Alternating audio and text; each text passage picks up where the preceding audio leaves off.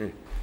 자, 우리가 이제 앞 시간에 부가가치세의 개념에 대해서 공부를 마치고 그거를 정리하기 위한 문제를 풀었습니다. 그래서 6번까지 풀었으니까요. 오늘 7번부터 나머지 문제 풀고 그 다음에 과세 대상 거래를 공부하고 또 문제를 풀고 이렇게 하겠습니다.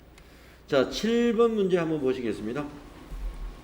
자, 7번 문제 보시면 개인 일반 과세자인 김향수는 2020년 2월 10일에 부동산 임대업을 폐업했습니다. 김향수가 2020년 1월 1일부터 2020년 2월 10일 거래에 대한 부가가치세 확정신고 기한으로 옳은 것은 이랬습니다.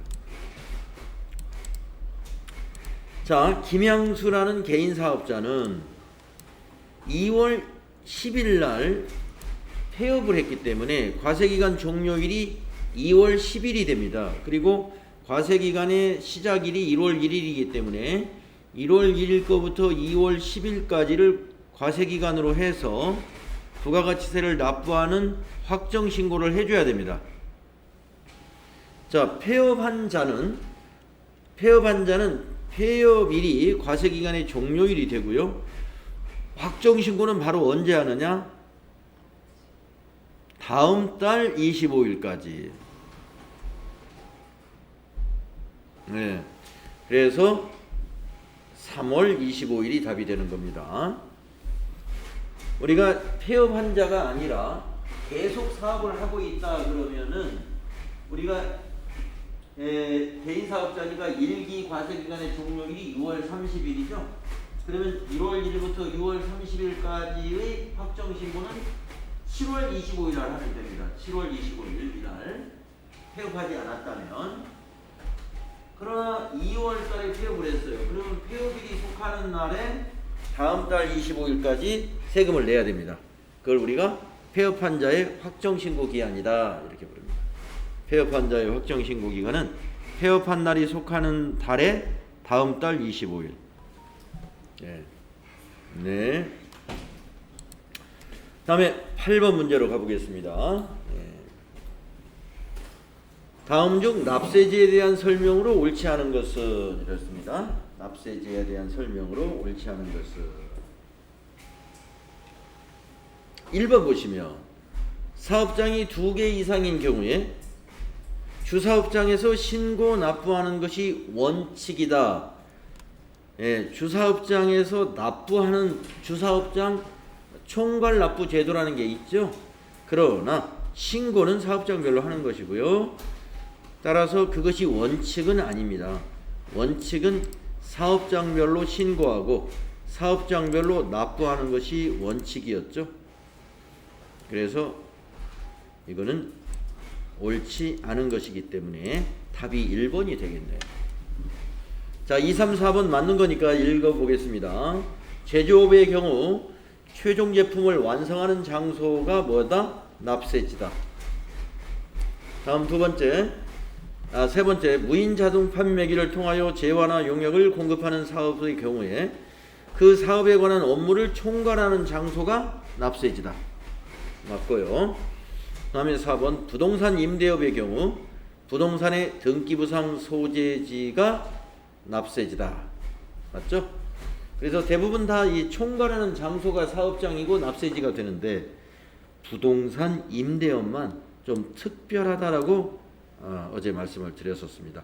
그래서 부동산 임대업의 경우에 사업장은 등기부상 소재지가 사업장이 되어야 하며 그곳이 바로 납세지가 된다. 그래서 1번이 틀린 문제였습니다. 답이 1번이죠. 다음 9번, 다음 중 납세지에 대한 설명으로 옳지 않은 것은? 자, 1번, 재화를 보관하고 관리할 수 있는 시설만 갖춘 장소라면은 사업장이 아니다. 맞죠? 그래서 하치장은 사업장이 아니었습니다. 2번, 사업자가 자기의 사업과 관련하여 생산하거나 취득한 재화를 직접 판매하기 위하여 특별히 판매 시설을 갖춘 장소는 사업장으로 본다. 그렇습니다. 판매 시설을 갖춘 직매장은 사업장으로 보는 거였죠. 다음 3번, 박람회 등 행사가 개최되는 장소에 개설한 임시사업장은 사업장으로 보지 아니한다. 맞습니다. 임시사업장 사업장으로 안 봅니다. 4번 주사업장 총괄납부를 신청한 경우에 주된 사업장에서 부가가치세를 총괄하여 신고 납부할 수 있다. 자, 여기서 이제 아주 여기 이 신고자 이게 문제입니다. 주사업장 총괄납부 제도는 납부만을 총괄해서 납부하는 거예요. 그래서 총괄하여 신고가 아니라 신고가 없어야 돼요. 총괄하여 납부할 수 있다 이렇게 정리를 해야 되는 겁니다. 그래서 4번이 옳지 않은 보기가 되겠습니다. 자, 다음 페이지 10번 문제 보겠습니다. 자, 어제 사업자 등록까지 우리 공부했었죠? 자, 10번 사업자 등록에 대한 설명으로 옳지 않은 것은, 자, 1번 사업자는 사업장마다 사업 개시일로부터 20일 이내에 사업장 관할 세무서장에게 사업자 등록을 신청하여야 한다. 네. 기존의 사업자는 신규 사업장을 개시할 때 사업 개시하고 20일 내에 다시 사업자 등록을 해야 됩니다. 맞았고요. 2번 신규로 사업을 시작하려는 자는 사업 개시일 전에는 사업자 등록을 신청할 수 없다. 이게 틀렸네요. 신규로 사업을 시작하는 자는 사업을 개시하기 전이라도 사업자 등록이 됩니다. 그래서 2번이 틀렸습니다. 3번은 사업자 등록 신청을 받은 사업장 관할 세무서장은 원칙적으로 사업자 등록증을 신청일부터, 이게 이제 옛날에는 3일 이내면 맞는 걸로 되어 있는데요. 우리가 부가가치세법의 개정으로 2020년도부터 2일로 개정이 됐습니다. 그래서 이제 지금 시점에서는 3일이라 그러면 이거 틀린 거예요. 이 문제는 지금 개정되기 이전에 이 문제가 만들어졌기 때문에 여기를 3일로 해서 맞는 걸로 했습니다만은 지금은 2일이다. 이거 기억해 주십시오. 2일 내에 발급을 해야 됩니다.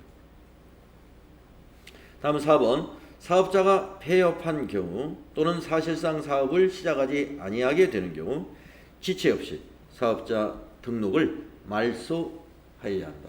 네, 말소해야 된다 그랬죠. 그래서 옳지 않은 것은 답은 2번으로 봐야 되겠습니다. 자, 11번 사업자 등록 정정신고서를 세무서장에게 제출한 경우 세무서장이 신청일 당일에 사업자 등록증을 재발급해야 하는 변경사유에 해당하는 것은, 자, 당일에 해주는 것이 있고 2일 내에 해주는 게 있죠. 당일에 해주는 것은 상호 변경이 되겠습니다. 나머지는 다 2일 내에 신규로 신청하는 것처럼 2일 내에 해주면 되고요. 당일에 해주는 것이 상호 변경이다. 이거 좀 알아두시면 되겠습니다. 자, 그래서 우리가 이 부가가치세법의 개요에 대해서 정리까지 끝났습니다. 그러면 이제 부가가치세법의 제2장인 과세로 한번, 과세대상거래로 한번 보겠습니다. 그래서 우리 교재에 어디로 가시느냐 하면은 94쪽.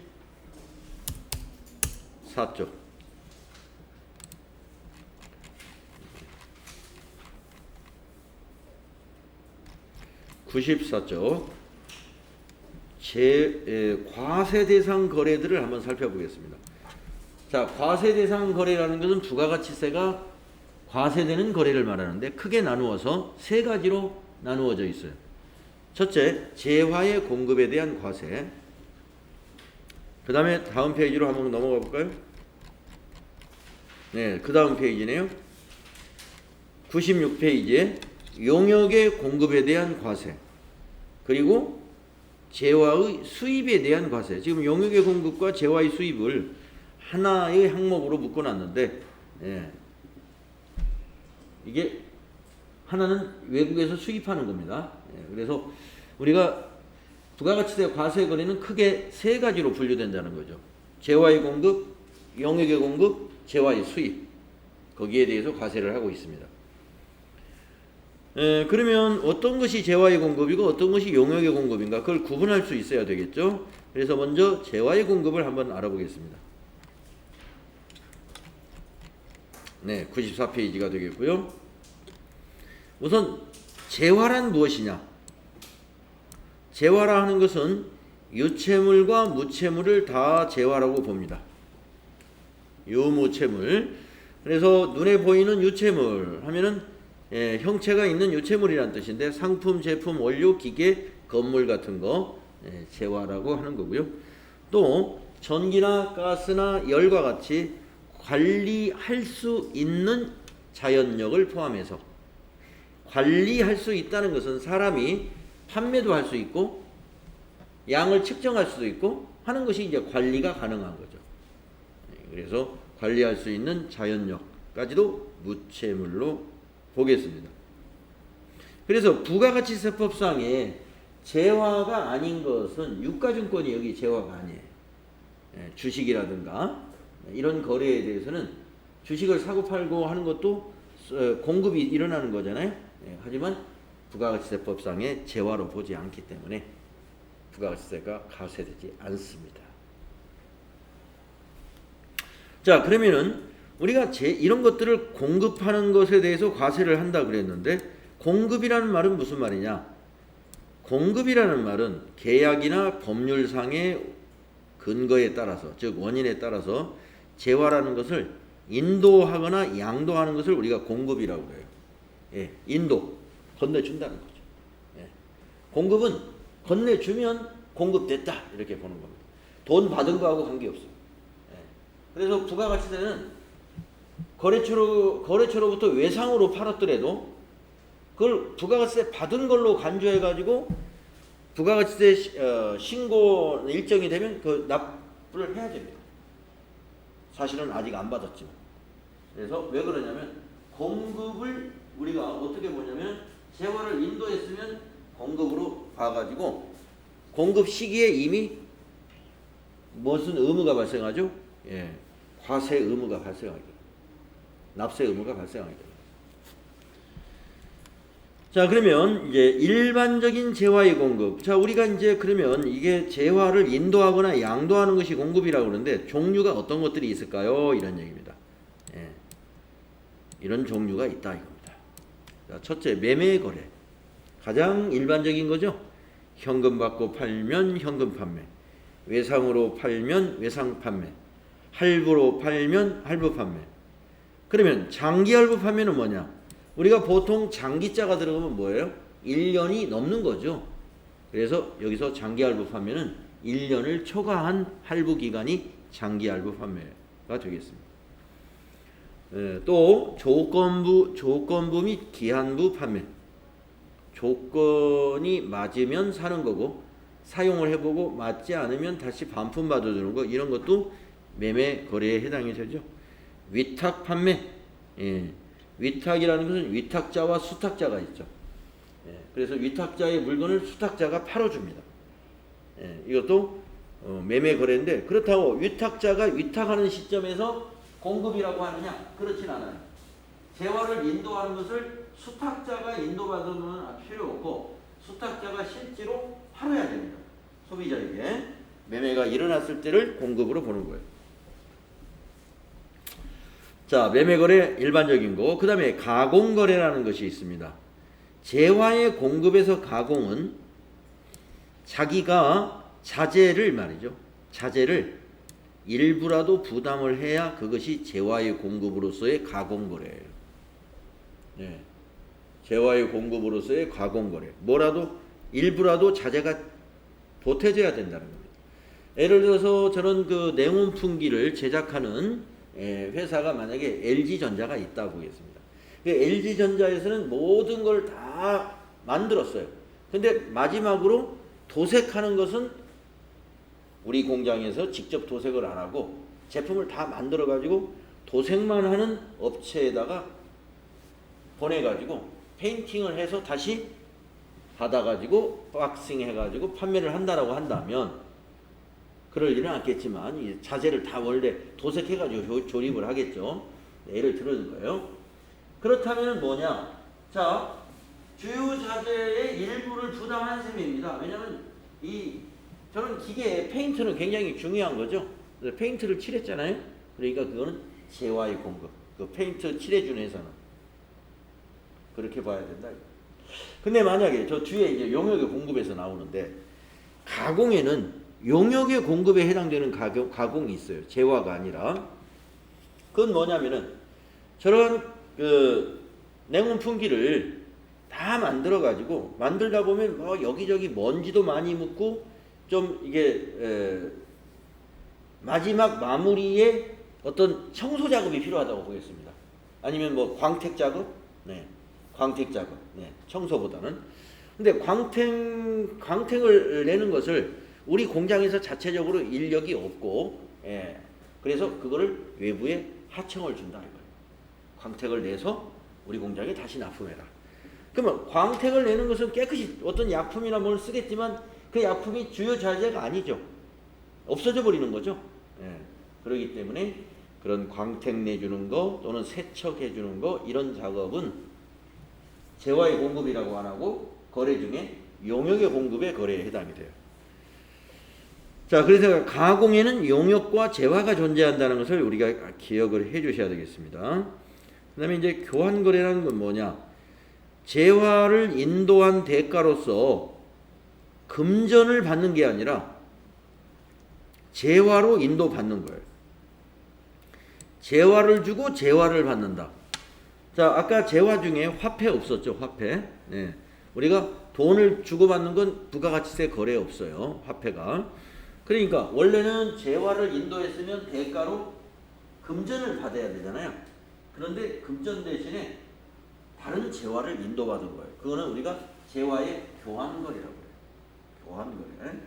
그래서 우리 회사에서 사용하던 냉온풍기가 지금 우리 사무실에 안 맞아가지고 너무 용량이 커서 그걸 딱 떼어놨었는데 마침 어느 회사에서 그걸 필요로 하는 데가 있습니다. 그리고 또 우리가 그 회사에 어떤 필요로 하는 비품이 그 회사에 있어요. 그러면 다른 비품하고 바꾸는 거예요. 자, 공기청정기를 냉온풍기를 우리가 줄 테니까 그 회사에 있는 컴퓨터를 달래든가 이렇게 하는 것을 우리가 재화의 인도 대가로서 다른 재화를 인도받았다. 이러한 거래를 교환거래라고 한다 이겁니다. 여기에 대해서 부가가치세가 어떻게 돼요? 과세된다 이겁니다. 부가가치세가 과세돼요. 자, 그러면 돈을 받으면 100만 원이다 라는 과세 표준이 분명하게 나오는데 부가가치세가 그러면 재화로 받으면 이걸 그 돈으로 우리가 부가가치세를 과세하려면 공급가액 즉 과세 표준이 결정돼야 되는데 무엇으로 결정되느냐 하면요, 인도한 그 재화에 인도한 재화 그러니까 인도받은 거 말고 공급한 재화죠. 공급한 재화의 공정가치를 가지고 과세해요. 부가가치세가 과세되는 게 이 받은 재화 가지고 부가가치세가 과세되는 게 아니라 공급된 거, 판매한 거. 그런데 이제 같은 종류 이게 이제 교환거래는요. 교환거래가 지금 FAT 1급에서는 잘 안 나오는데 이왕에 말을 꺼냈으니까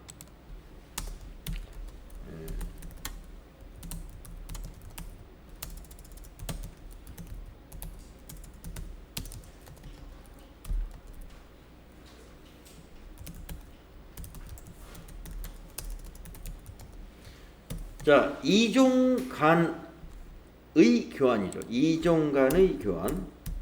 자, 이종이라는 것은 종류가 다른 것끼리의 교환이라는 겁니다. 용도가 다른 거예요. 컴퓨터는 사무용 컴퓨터이고 공기청정기는 그냥 용도가 다르단 말이에요. 그래서 이종 간의 교환 거래에 대해서는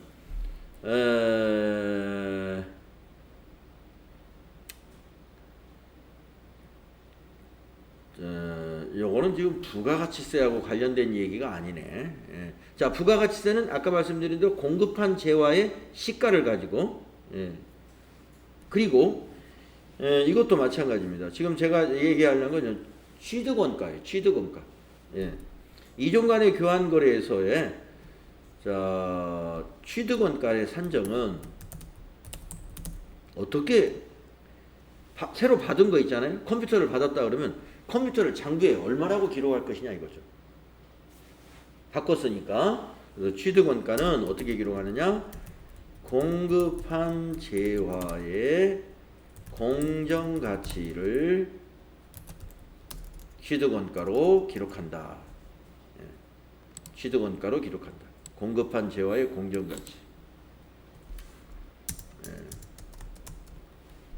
그 다음에 동종 간의 교환 거래가 있는데요.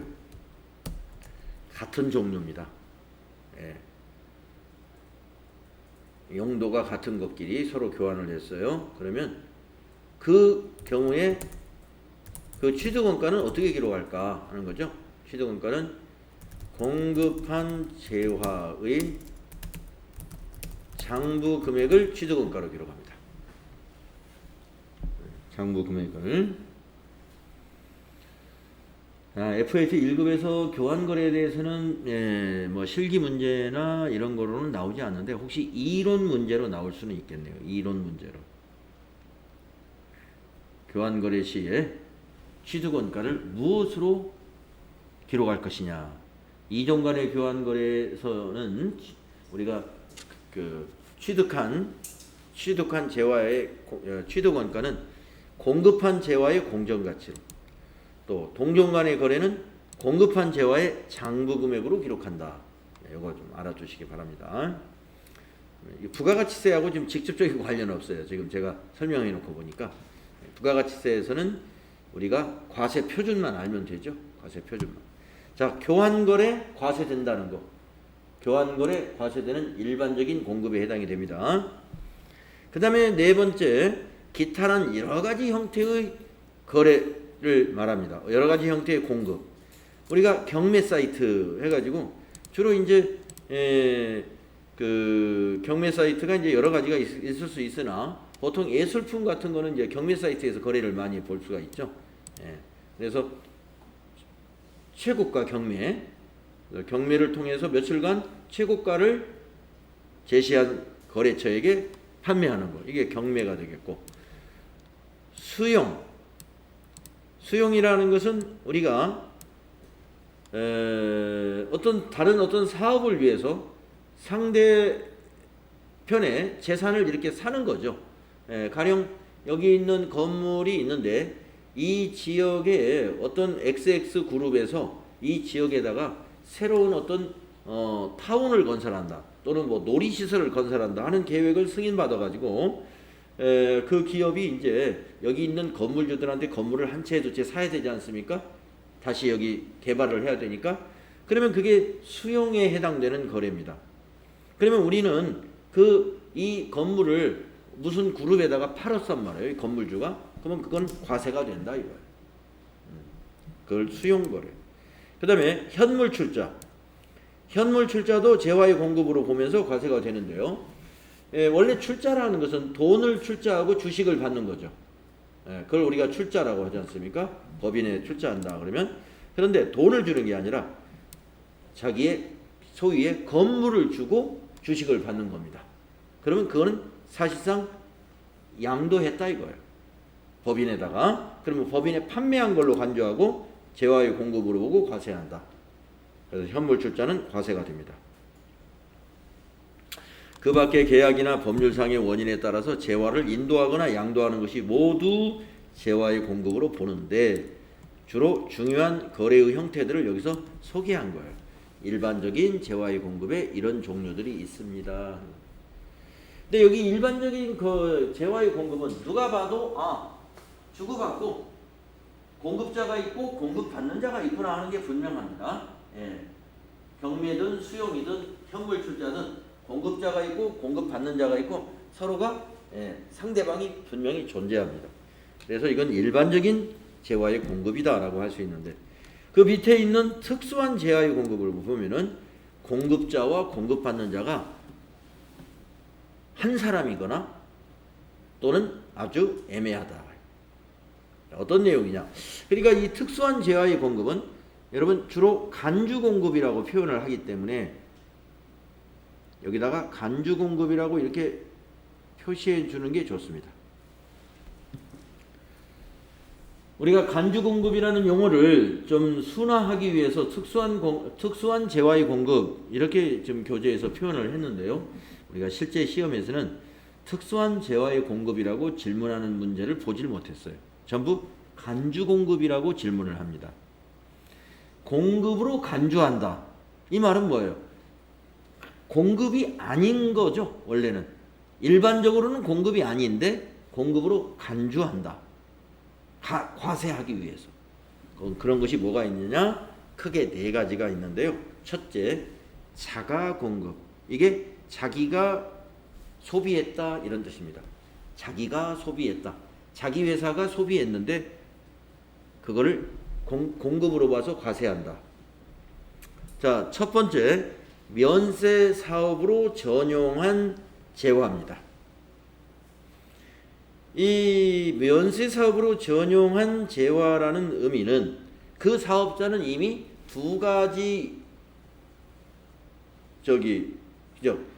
두 가지, 즉 겸용사업자예요. 겸용사업자.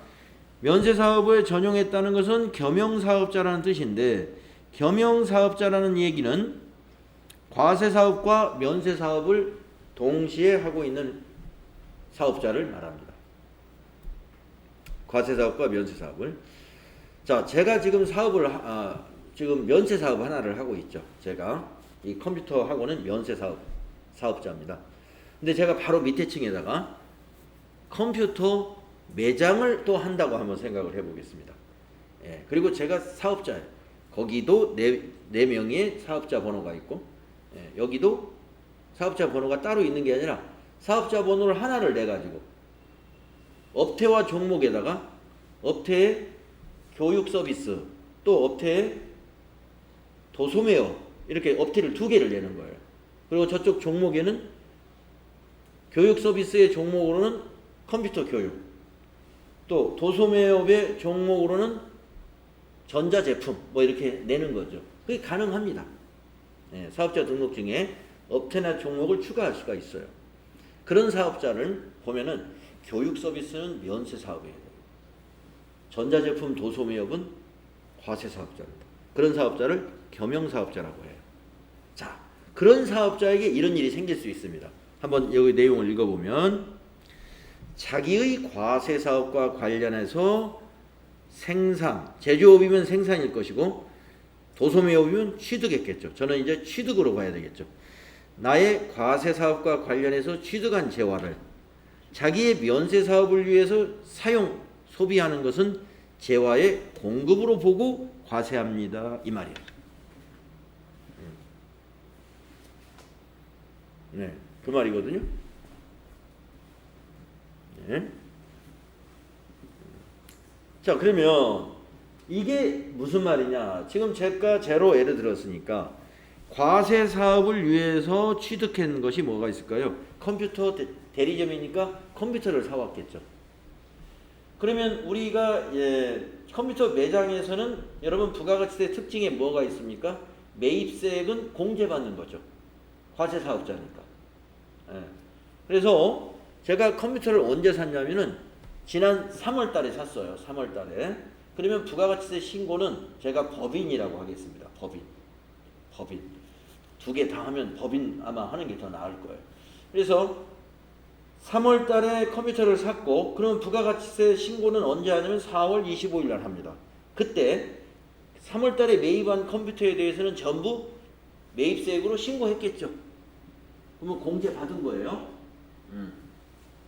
그런데 이제 7월 달쯤에 지금 3월 달에 산 PC가 아직도 매장에 좀 있습니다. 덜 팔리고. 근데 마침 우리 학원의 PC를 교체할 때가 된 게 몇 대가 있어요. 그러면 제가 컴퓨터 매장을 하는데 다른 데서 사다 교체할 리는 없죠. 당연히 갖다가 매장에 있는 거, 쓸만한 여기 학원에 맞는 거 갖다가 옮겨 놓겠죠. 그리고 내가 부가세 내면 된다 이런 얘기입니다. 왜 부가세를 내야 되지? 같은 사업자 하나고 그런데 판매한 거 아니죠. 근데 과세합니다. 강주 공급 이게 그런 거예요. 아주 특수한 공급인 거예요. 왜 부가세를 내야 되느냐 하면은 만약에 컴퓨터를 학원에서 쓰려고 외부에서 사왔다면 난 면세 사업에 사용하는 재화에 대해서는 매입세액을 공제 못 받습니다. 면세 사업에 쓰는 재화는. 그러니까 4월 달에 원래 학원용으로 처음에 구매해가지고 배치했을 때는 우리가 부가세 신고할 때 매입세액 공제 신청 안 해요. 학원용으로 쓴 거는. 면세 사업에 쓰는 거니까. 근데 처음에 대리점에서 팔려고 그쪽으로 매입을 잡았고 그리고 과세 사업으로 팔 거니까 매입세 공제를 받았던 거죠. 그러니까 이제 어떻게 해야 돼요? 면세 사업에 전용했죠?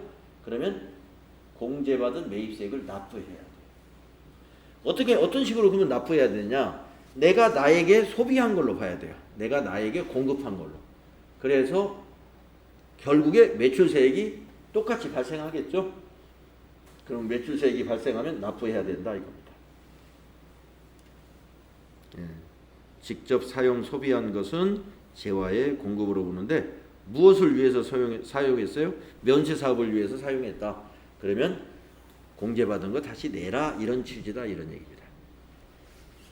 자, 자가공급의 첫 번째 면세 사업 전용 이해가 되셨고 그 다음에 두 번째 비영업용 소형 승용차와 그 유지 비용이다라는 항목은 뭐냐? 과세 사업을 위해서 생산하거나 취득한 비영업용 소형 승용차 누가 여기에 해당이 되느냐? 과세 사업을 위해서 승용차를 구입하는 업종이 누가 있냐면은 택시 운송업이라든가 렌트카 업종이라든가 자동차 운전학원을 생각할 수가 있습니다. 그러니까 자동차 운전학원을 예를 들어보면 자동차 운전학원은 과세 사업자예요. 학원이지만 거기는 과세입니다. 그래서 운전 교육용으로 소나타를 5대를 샀어요. 운전 교육용으로. 그러면 과세 사업을 위해서 산 거기 때문에 역시 매입세액을 공제해 줍니다. 3월 달에 샀다고 봅시다. 그러면 4월 달에 신고할 때 매입세 공제해 줍니다. 그런데 그 소형 승용차를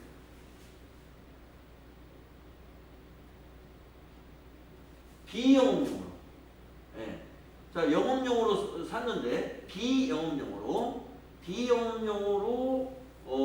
유지를 사용하거나 유지를 위해서 사용한다. 비영업용으로 사용한다 이 말입니다. 비영업용으로 사용하게 되면 그것을 재화의 공급으로 본다. 자동차 운전학원에서 소나타는 영업용이죠. 그걸로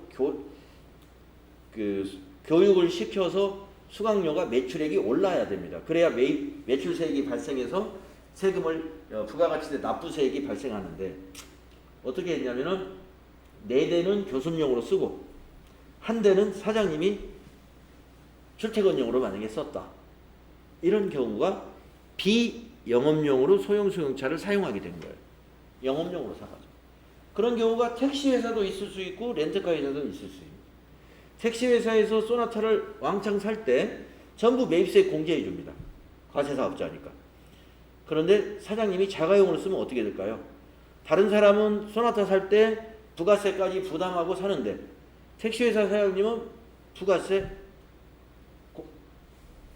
면제받고 사는 결과가 되죠. 그러니까 그게 바로 이거예요. 영업용으로 취득한 것을 비영업용으로 쓰게 되면은 과세하겠다. 비영업용 소형 승용차와 그 유지에 관한 비용은 지금 말한 대로 택시회사, 렌트카회사, 운전학원, 그리고 자동차 제조회사도 여기에 해당이 됩니다. 자동차 제조회사. 현대자동차가 자동차를 만들었습니다. 그럼 만들 때 들어온 모든 자재 같은 거 매입세 공제 다 받고 자동차를 제조하죠.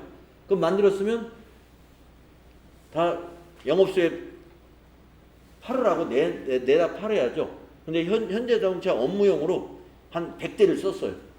그럼 부가세 내라 이겁니다. 그건. 왜냐? 영업용으로 만들었는데 내부적으로 그냥 비영업용으로 사용하게 됐죠. 거기에 대해서 과세한다. 이거예요. 자기에게 공급했다 해서 자가 공급. 자, 마지막으로 타사업장 반출이 있습니다. 자가 공급의 타사업장 반출은 이건 아주 쉬운 예가 있는데 여기 내용을 읽어보시면 사업장이 둘 이상인 사업자가 자기의 사업과 관련하여 생산 또는 취득한 재화를 판매할 목적으로 자기의 다른 사업장에 반출하는 것은 재화의 공급으로 보고 과세한다. 네. 자, 생산의 경우를 한번 생각해 볼까요? 이천에 공장들이 있다고 보겠습니다. 이천 공장이 있습니다. 근데 이천 공장에서는 직접 판매 시설이 없어요. 제조, 생산만 합니다. 그러면 판매 시설을 갖춘 뭐 직매장이라든가 이런 곳으로 제품을 운반해야 되겠죠. 그것이 공급으로 본다는 거예요. 만약에 서울 직매장으로 간다. 그러면 이천 공장이 공급자가 되고 서울 직매장은 공급받는 자가 되어서 부가가치세가 과세됩니다. 이게 타사업장 반출에 대한 과세예요. 네. 그래서 내용을 보면 같은 회사의 사업장 간의 이동인데 이거 거래가 아니지 않느냐. 그러나 부가가치세는 과세합니다. 실제로 돈을 주고받거나 그러진 않아요. 근데 세금계산서도 발행해야 돼요. 이거는. 세금계산서도 발행하고 부가가치세만 납부하면 됩니다. 자, 아주 특수한 공급에 해당이 되죠. 그래서 자가공급 세 가지 여러분 이런 것이 있다는 걸 기억하시고요. 이 중에서 좀 특별한 것은 이 간주공급에서 다른 것은 전부 다 세금계산서 발급이 면제됩니다. 할 수가 없어요. 세금계산서를 발급하지 않기 때문에 전부 발급 면제가 되는데 발급할 수가 없기 때문에 요것만 제외예요. 타사업장 반출은 세금계산서를 발급해야 된다는 거. 그것도 하나 기억을 해주면 좋아요.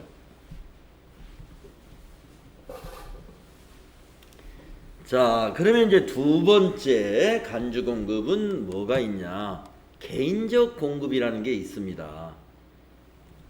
개인적 공급이라는 게 있습니다. 자, 내용을 보시면요.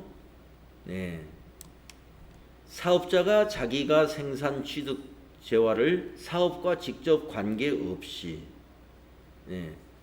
아까 자가공급은요 나름대로 사업과 다 관련이 있는 거예요. 네. 아니 뭐 여기 비영업용 소형 승용차랑 관련이 없군요. 예. 면세사업 전용은 면세사업과 관련이 있는 거고 타사업장 반출은 예, 사업장 간의 이동이니까 사업과 관련이 있죠. 비영업용 소형 승용차가 대개 사업과 관련이 없습니다. 자, 그러면 개인적 공급이 뭐냐?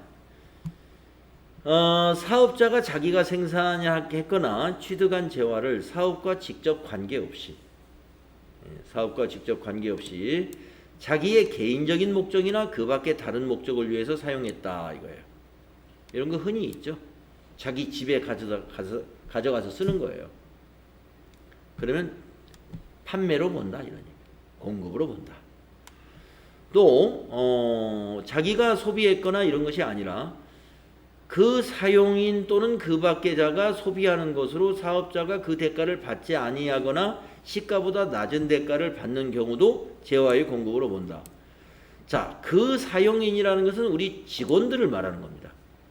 직원이나 그 밖의 자라는 것은 그 사업자하고 좀 특별한 관계에 있는 사람, 네, 형제관계라든가 무슨 가족관계 정도 그런 종업원이나 어떤 특수한 관계에 있는 자에게 사업자가 그냥 공짜로 주거나 대가를 받지 아니하고 아니면 시가보다 아주 낮은 가격으로 공급했다. 그러면 시가로 공급한 걸로 보고 과세하겠다 이런 얘기입니다. 공짜로 주었어도 시가로 공급한 걸로 보고 과세합니다 이거예요. 근데 이제 뒤에 보시면은요, 이 사용인에게 주는 거, 또 자기가 소비한 거 이런 것 중에서 예외 사항이 있어요. 예를 들어서 사용인에게 주었다. 그것이 복리후생적인 것이다. 이런 거는 또 예외해 줍니다. 복리후생적인 것이다. 그러니까 금액이 아주 크면 안 되겠지만 뭐 예를 들어서 이런 마스크 같은 거 제작하는 회사가 있다. 근데 요즘에 뭐 코로나 때문에 마스크 사기가 전부 힘들어요. 그럼 복리후생적인 차원에서 자기 직원들에게 이거 그냥 공급해 줄 수 있죠. 무상으로. 그런 거 정도는 복리후생비로 인정이 돼요. 금액이 뭐 수백만 원이나 수천만 원이 아니면. 네, 그래서 이제 우리가 그 복리후생적으로 인정되는 한도가 있겠는데 일반적인 통념상 그러면 그거는 개인적 공급으로 안 봅니다. 낮은 가격으로 팔았어도 직원들에게 뭐 직원 특별 가격 이런 식으로 팔 경우를 말하는 거예요. 그 다음에 자기가 소비했어도 그 소비한 목적이 과세되지 않을 만한 이유가 있으면 돼요. 예를 들면은 연구 활동을 하기 위해서 그 제품을 분해를 해봐야 돼. 다 만든 것을 다시 다 분해를 해봐요. 연구 활동 때문에. 이런 것들 연구 개발을 위해서 그런 건 자가 공급을 안 봅니다. 또 우리가 애프터 서비스라고 그러죠. 그냥 그 불량품이 생기면 새 걸로 바꿔주겠습니다. 그렇게 하기 위해서 뭐 교환을 해주는 거라든가. 이제 뒤에 예제 나오니까 예문이 나오니까 그거 이제 보도록 하겠습니다. 그래서 원칙적으로는 개인적 공급인 거 다 과세입니다. 간주 공급에 해당이 되는데 예외가 인정된다는 거 알아두시고요. 자, 이제 세 번째의 간주 공급을 보면요. 사업상 증여라는 것이 있어요. 사업상 증여는 거래처와 어떤 사업 목적상 누구에게 그냥 준 거죠. 증여가 돈 안 받고 줬다는 거죠. 자, 사업자가 자기가 생산하거나 취득한 재화를 자기의 고객이나 불특정 다수에게 증여하는 것은 공급으로 본다는 겁니다.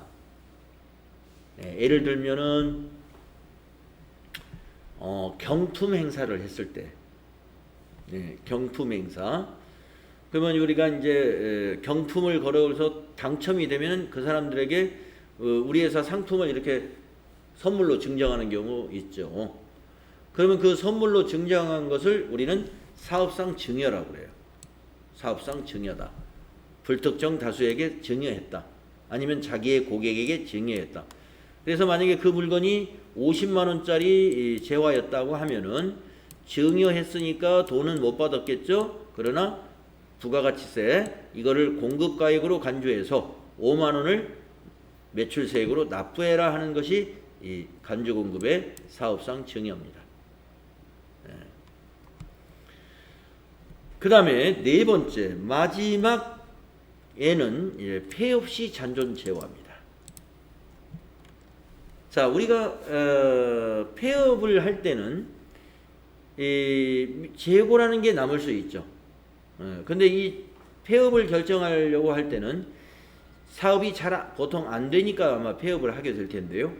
그러면 오래된 그 재고들이 이미 부가가치세 신고 기한이 몇 번씩 지나서 이미 매입세액을 다 공제받은 재화들일 거예요. 그러면 남아있는 재화는 못 팔았잖아요.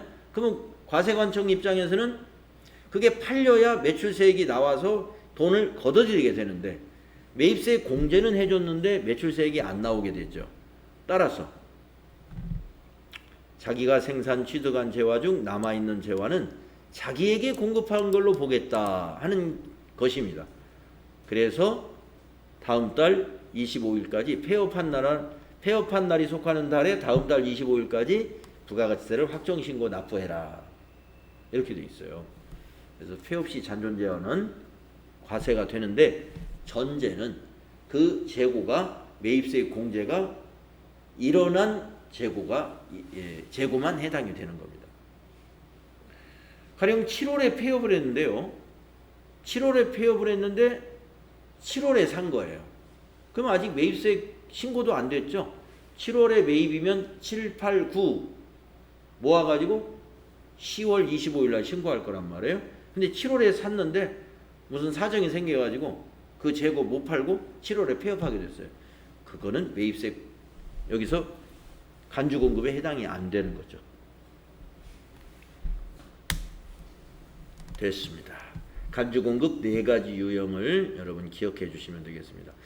자, 그래서 이제 재화의 공급이라는 것이 일반적인 공급도 이런 형태가 있고 그리고 이런 특수한 공급도 있구나 하는 것을 우리가 알았습니다. 자, 그 다음에 여기는 재화의 공급으로 볼 수 없는 겁니다. 보지 않는다. 예. 자, 시험에 자주 나오는 것들이니까 여기 따로 정리를 한 것인데요. 질권 설정, 저당권 설정, 담보 설정 이런 것들이 되겠습니다. 이건 여러분 알다시피 부동산 같은 거에서 저당권을 잡혔다, 뭐 질권을 설정했다 이런 거 하지 않습니까? 그 부동산의 등기부에다가 어떤 권리사항을 기록해 두는 거잖아요. 사실상 공급은 아닙니다. 나의 권리가 제한될 뿐이죠. 내가 의무를 하면은 그 권리는 다시 회복이 되죠. 그렇기 때문에 이것은 공급이 아닙니다.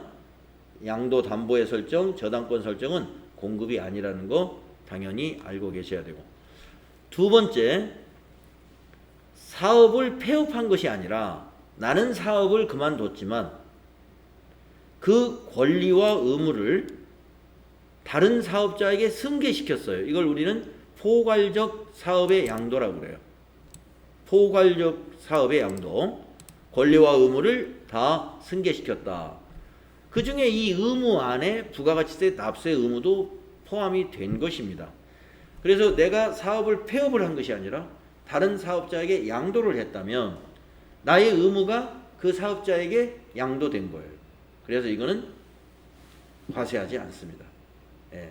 내가 재고를 1,000만 원어치를 남긴 채로 나는 사업을 그만뒀지만 폐업한 것이 아니라 포괄적으로 사업을 다른 사업자에게 양도했다 하면 부가가치세 과세 대상이 아니다 이거죠. 공급으로 보지 않는다.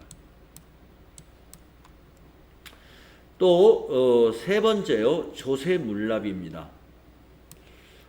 우리가 앞에서 어떤 문제 풀 때 문제 풀 때가 아니라 아까 조금 전에 일반적 거래에서 물건을 주고 재화를 주고 주식을 받았다라는 것을 우리가 현물 출자라고 한다고 그랬잖아요. 현물 출자는 건물을 주고 주식을 받은 거예요. 이거는 과세가 돼요. 건물을 판매한 걸로, 시가로 판매한 것으로 간주합니다. 일반적 거래에 해당이 되고요. 근데 여기는 건물로 세금을 냈다는 것이 조세물납입니다. 뭐 토지로 세금을 냈다고 볼 수도 있고, 토지는 원래가 그 면세 재화이기 때문에 뭐 토지로 예를 들기보다는 건물로 예를 드는 게 좋은데, 건물이 과세 재화인데 그것을 세금을 내기 위해서 국가에 양도했다 하는 것은 공급으로 보지 않는다 이겁니다. 그래서 우리가 부가가치세를 그러면 건물로 납부한다는 이야기냐? 그건 아닙니다. 부가가치세는 조세물납이 허용되지 않고요. 항상 그 화폐로 납부를 해야 되는데, 조세물납이 허용되는 세금이 몇 가지가 있어요. 증여세라든가 상속세 같은 것이 되는데요. 우리가 그 상속 관계에 있을 때 상속을 받으면은 자산만 상속을 받는 것이 아니라 의무인 채무도 상속을 같이 받게 되죠. 그러면 만약에 상속 받은 자가 1억 원짜리 건물을 받았는데 동시에 그 상속인이 국가에 세금 낼 것이 만약 1억이 있었다. 그러면 그걸 팔아서 세금을 낼 필요 없이 바로 조세물납, 이걸 내가 세금으로 내겠다 하는 게 인정이 된다는 거죠. 그게 조세물납입니다. 그러면 이 조세물납은 과세를 하느냐 이 말이에요. 안 한다 이겁니다. 공급으로 보지 않는다. 현물 출자는 과세합니다. 조세물납은 과세가 아니다. 그런 얘기예요. 그 다음에 이제 밑에 보시면은 아까 개인적 공급을 예외가 있다고 했지 않습니까? 그것이 여기 예가 쭉 있어요. 예외인 거 한번 쭉 읽어볼까요? 자기의 다른 사업장에서 원료로 사용하면은 그것은 과세하지 않겠다. 또 자기 사업상 기술 개발을 위해서 시험용으로 사용하는 것도 개인적 공급으로 안 보겠다. 또 수선을 위해서 사용했다 하면 또 개인적 공급으로 안 보겠다. 사후 무료 서비스 제공으로 사용해도 개인적 공급이 아니다. 불량품 교환을 위한 것도 아니고 상품 진열하기 위해서 반출한 것도 개인적 공급으로 안 본다. 실비 변상적이거나 복리후생 목적으로 그 사용인에게 대가를 받지 아니하거나 시가보다 낮은 대가를 받고 제공하는 것도 예외로 본다. 다만 통상적으로 인정될 수 있어야 돼요. 예를 든다면 작업복을 그냥 줬다든가, 우리 회사가 만든 작업복, 또 우리 회사가 만든 작업복, 또는 우리 회사가 신발 회사예요. 그러면 직원들에게 작업화를 하나씩 그냥 만들어 줬어요. 이런 것은 개인적 공급이 아니다. 이거. 또 직장의 체육대회 행사 때 뭔가를 사용했어요. 우리 회사 상품을. 마찬가지로 직장 연회비 같은 거 이럴 때 사용되는 상품도 개인적 공급은 아닙니다 하는 겁니다. 그래서 이런 예외 사항이 있으니까요. 모든 것이 다 개인적 공급은 아니다. 그 다음에 주의해 보면은 사업상 증여, 아까 경품잔치 이런 걸 봤는데 사업상 증여로 안 보는 게 있습니다. 견본품을 주는 것은 그걸 증여라고 하지 않습니다. 샘플을 주는 거. 그 다음에 주된 거래인 재화의 공급에 포함된 것도 이건 증여라고 하지 않겠다는 겁니다. 주된 거래에 포함된 거. 주된 거래에 포함된 것을 증여라고 보지 않는다. 그러니까 우리가 뭔가를 사면 당연히 뭐가 붙어오는 거 있죠. 이런 것들은 그걸 증여라고 볼 수 없는 거죠. 당연히. 자, 그래서 재화의 공급이 좀 양이 많았는데요.